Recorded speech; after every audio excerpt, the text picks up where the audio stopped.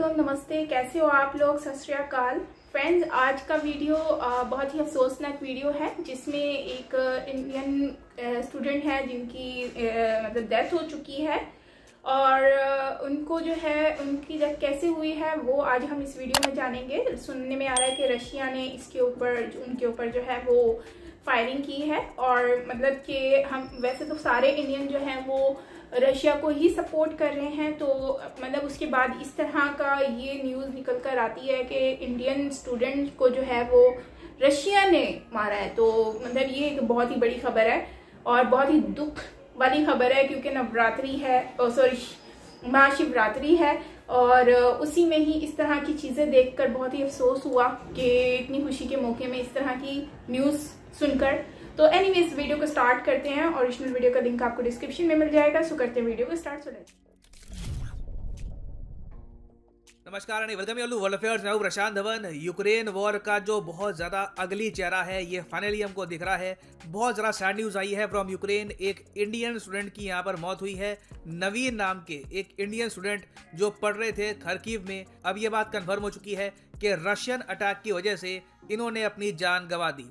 Now यहाँ पे मैं ये क्लियर कर दूं, आपको बहुत से आर्टिकल में ये वर्ड दिखेगा शेलिंग कि जी रशिया की तरफ से बम बरसाए जा रहे थे और उसी बीच कई यूक्रेन के सिविलियन मारे गए और इंडिया के एक स्टूडेंट भी यहाँ पर मारे गए। मगर जब इनके मित्र से पूछा गया, जो इनके यहाँ पर क्लासमेट थे, जो इनके साथ पढ़ रहे थे यूक्रेन की यूनिवर्सिटी में, इनसे पूछा गया कि इनके दोस्त के साथ क्या हुआ था, तो इन्होंने ये कहा है कि नवीन को गोली मारी गई थी। ये स्टेटमेंट है श्रीधरन की, जो नवीन के हॉस्टल का दोस्त था। इन्होंने ये कहा कि नवीन को गोली मारी गई 10:30 बजे सुबह और उस टाइम नवीन बेसिकली एक लाइन में खड़ा था, ग्रोसरी शॉपिंग कर रहा था, बेसिकली कुछ खाने का सामान परचेज कर रहा था किसी दुकान से। अचानक से रशियन आर्मी ने सिविलियंस पर गोली चलानी स्टार्ट कर दी और उसी में नवीन की डेथ हो गई।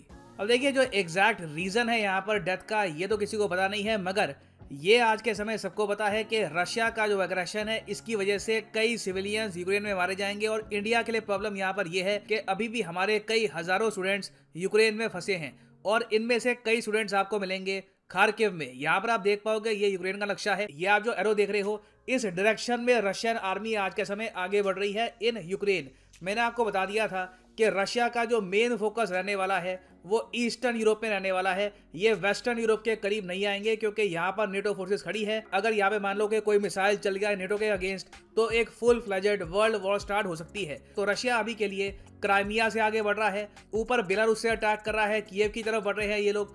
उसके अलावा खारकिव पे भी ये बहुत अटैक करने की कोशिश कर रहे हैं, मगर रशियन फोर्सेस के लिए फ्रस्ट्रेशन की बात यह है कि खारकिव अभी तक इनके हाथ में नहीं आया। इन्होंने बहुत कोशिश करी, बहुत बॉम्बिंग करी यहाँ पर, मगर अभी भी कैसे ना कैसे करके यूक्रेन के लोगों ने, इनकी आर्मी ने ये जो बहुत ही बड़ा शहर है इनका पकड़ के रखा है। और खारकिव के बारे में वैसे मैं आपको ये बता दूं, अगर आप ये सोच रहे हैं कि अच्छा ये तो रशिया के बॉर्डर के काफी करीब है, कोई छोटा सा शहर होगा, नहीं, ये यूक्रेन की सेकेंड लार्जेस्ट सिटी है। बहुत ही सुंदर शहर है अपने आप में।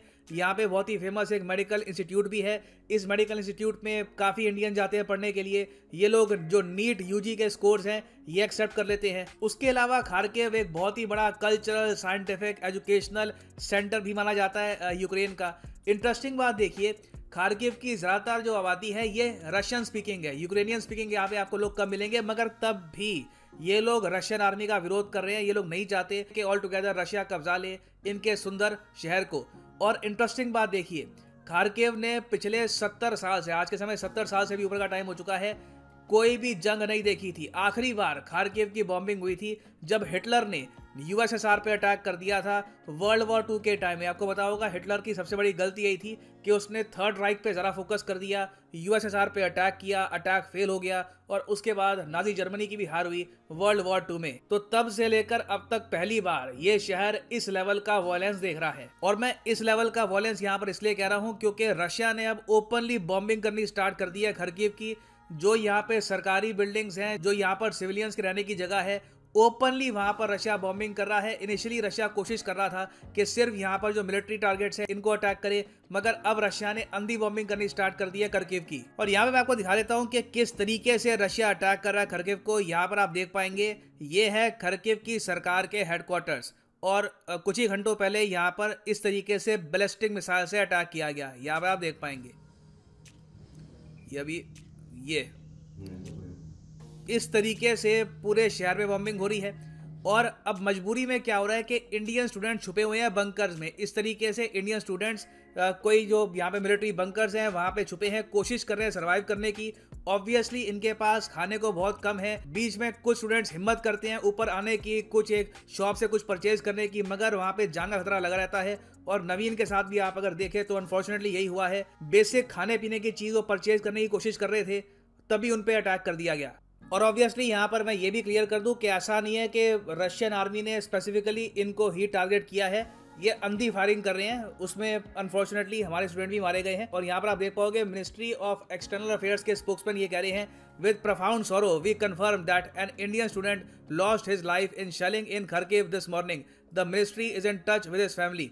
आगे यहाँ पर ये भी कहते हैं कि जो फॉरेन सेक्रेटरी है ऑफ इंडिया, ये आज के समय बात कर रहे हैं रशियन एम्बेसडर टू इंडिया और यूक्रेनियन एम्बेसडर से भी। और कोशिश यहाँ पर ये की जा रही है कि कुछ समय के लिए यहाँ पर सीज फायर हो जाए, फायरिंग बंद हो जाए, ताकि एक सेफ पैसेज निकल पाए और इंडियन स्टूडेंट्स निकल पाए इस रीजन से। क्योंकि अभी के लिए क्या है कि खरकिव पे इतनी ज़्यादा बॉम्बिंग हो रही है कि स्टूडेंट्स का अपने बंकर से बाहर आना एक बहुत ही बड़ा जोखिम होगा। और इंडिया के लिए प्रॉब्लम यहाँ पर यह है कि करीब 300-400 के आसपास इंडियन स्टूडेंट्स खरकिव में फंसे हैं। वैसे आप अगर देखो तो ऑपरेशन गंगा के अंडर हम लोग 1400 से ऊपर इंडियंस को वापस ला चुके हैं यूक्रेन से।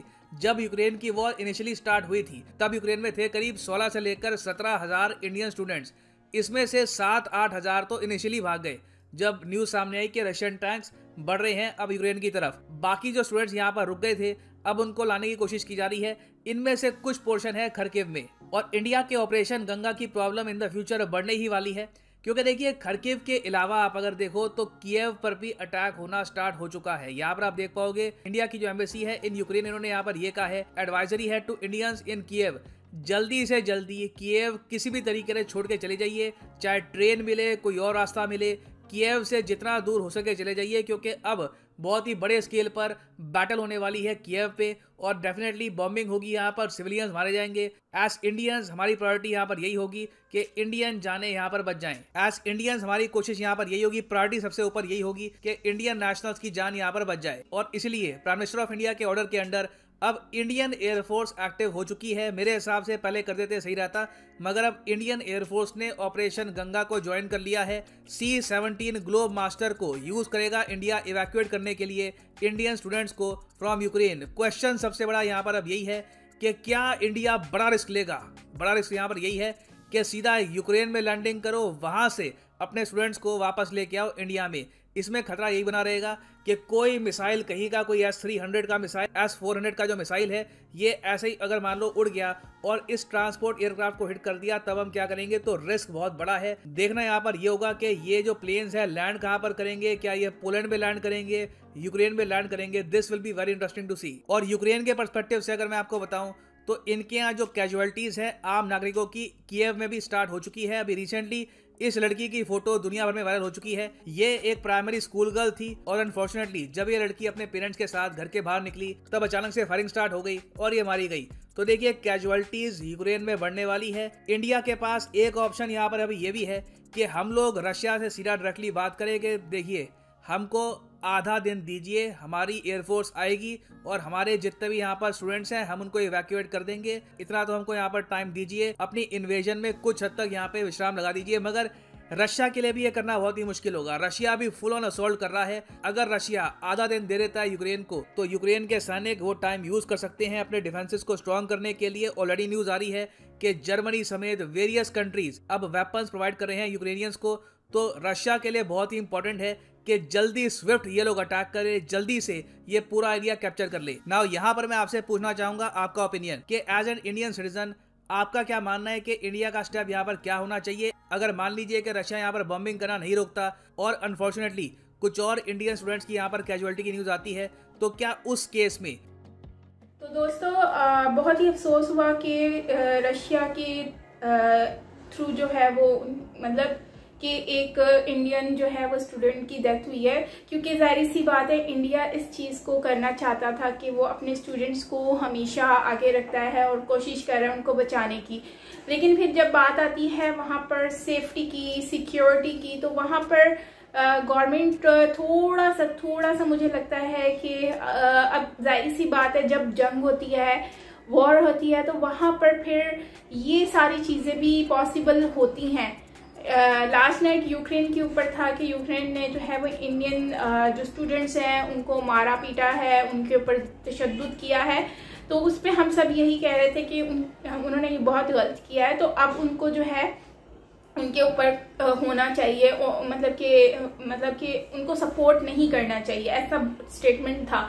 लेकिन अब जो स्टेटमेंट है, अब मैं जाहिर सी बात है रशिया ने भी वही काम किया, लेकिन रशिया ने उससे बढ़कर काम किया है। लेकिन यहाँ पर दो चीज़ें आ जाती हैं कि एक तो इंडिया का रिलेशन जो कि रशिया से बहुत स्ट्रांग है और अब से नहीं काफ़ी सालों से है, तो इससे मेरे ख्याल से जो है वो इंडिया, अब शायद पॉसिबल है कि इंडिया और रशिया के बीच में कहीं ना कहीं कोई मामला गड़बड़ भी हो सकते हैं इन फ्यूचर, लेकिन ज़्यादातर नहीं होंगे, क्योंकि जाहिर सी बात है जब वॉर की बात आती है तो फिर वहाँ पर सब कुछ पॉसिबल होता है, अब हर चीज़ होती है। तो रशिया ने कोई जानबूझकर किसी को नहीं मारा, जाहिर सी बात है वो वॉर था हुआ। यूक्रेन ने जो किया था वो एक गलत चीज़ थी, क्योंकि यूक्रेन ने उस वक्त जानबूझ के किया क्योंकि रशिया का इंडिया साथ दे रहा था, लेकिन रशिया ने इसलिए किया क्योंकि रशिया को पता नहीं चला कि क्या मामला हुए हैं, मतलब कि सब लोग उनके सामने जो भी आ रहा था वो उनको पेली जा रहे हैं, ठीक है ना। तो मेन चीज़ ये है। तो बाकी अगर जैसे सर ने कहा, प्रशांत सर ने कहा कि इनको मौका मिलना चाहिए था, मतलब उनको कुछ देर के लिए वो रोक लेते, लेकिन वो कैसे रोकते, जंग में तो ये पॉसिबल नहीं है। तो इन शॉर्ट में यही कहूँगी कि यार ये वक्त अब आ चुका है कि इसमें इतनी कीमती जानें जा रही हैं, चाहे वो इंडियन हो, चाहे वो पाकिस्तानी हो, चाहे वो यूक्रेन के लोग हों, चाहे वो रशिया के लोग हों, यार जाने जा रही हैं, उनको सेव करो। वॉर को ख़त्म होना चाहिए, ये नफरतें, ये सारी चीज़ें बहुत हो गई। और जहाँ तक मुझे लग रहा है तो इंडिया अब इसमें इंडिया भी पार्टिसिपेट, मुझे फ्यूचर में लग रहा है कि इंडिया भी इसमें पार्टिसिपेट करेगा, क्योंकि जिस तरह सिचुएशन अभी मतलब कंट्रोल से बाहर होती जा रही है, तो उसके हिसाब से मुझे यही लगता है कि अब इस तरह की कोई चीज़ होने वाली है, जो कि जाहिर सी बात है यार, इतने लोग परेशान हैं, स्टूडेंट्स परेशान हैं। और अब देखो वो भी बेचारा खाने के लिए गया था, अब भूखा पेट इंसान से बहुत कुछ करवा देता है, तो वो खाली पेट था, उसको तो जाना ही था बाहर, या तो वो खाली भूख से मर जाता, चाहे वो बाहर जाके किसी की गोली से मर जाता। तो उसने सोचा रिस्क लेते हैं, जाते हैं, खाने के लिए कुछ बंदोबस्त करके आता हूँ। तो बस उसके साथ ये हुआ कि वहाँ पर उसके साथ ये इंसिडेंट हो गया, जो कि बहुत ज़्यादा दुख की बात है। तो कह सकते हैं कि ये उनके शायद नसीब में ऐसा लिखा हुआ था, लेकिन अब जाहिर सी बात है इतनी बड़ी जंग है, उसमें कुछ जाने तो जाएंगी। अब उसमें हो सकता है पाकिस्तानी भी हों, उसमें इंडियन भी हो सकते हैं, उसमें अदर कंट्रीज की भी हो सकते हैं। तो है गवर्नमेंट अपना कोशिश कर रही है, लेकिन अगर हम देखें तो दूसरी कंट्रीज हो गई, जैसे यूरोप कंट्रीज में और भी गोरे, अफ्रीकन, काले, पता नहीं बहुत सारी कंट्रीज हैं जो कि उन्होंने तो उनको ऐसे बेबस छोड़ दिया है स्टूडेंट्स को वहाँ पर, मतलब कि कोई उनको हेल्प करने वाला नहीं है। एटलीस्ट इंडियन गवर्नमेंट और पाकिस्तान की जो गवर्नमेंट है वो अपनी कर रहे हैं, कोशिश कर रहे हैं और लेकर भी आ रहे हैं। चलो आई होप कि सब लोग सेफ्टी से पहुंच जाएं। तो आप लोगों ने अब मुझे ये बताना है कि कमेंट सेक्शन में कि यार आप लोगों का क्या ओपिनियन है, और रशिया और इंडिया के बीच में कोई इख्तलाफात हो सकते हैं इन फ्यूचर, या फिर इंडिया इसमें भी पार्टिसिपेट करेगा, या फिर इंडिया स्टिल रशिया को ही सपोर्ट करने वाला है, या फिर रशिया से वो जो है अपने मामलात बिगाड़ देगा इस इंसिडेंट के बाद। तो आपने मुझे बताना है। बाकी एट लास्ट मैं यही कहूँगी कि अपना बहुत सारा ख्याल रखिएगा, और मेरा न्यू व्लॉग आ गया on Saima page the vlog channel पर, तो जरूर वॉच कीजिएगा। So till then take care, bye bye.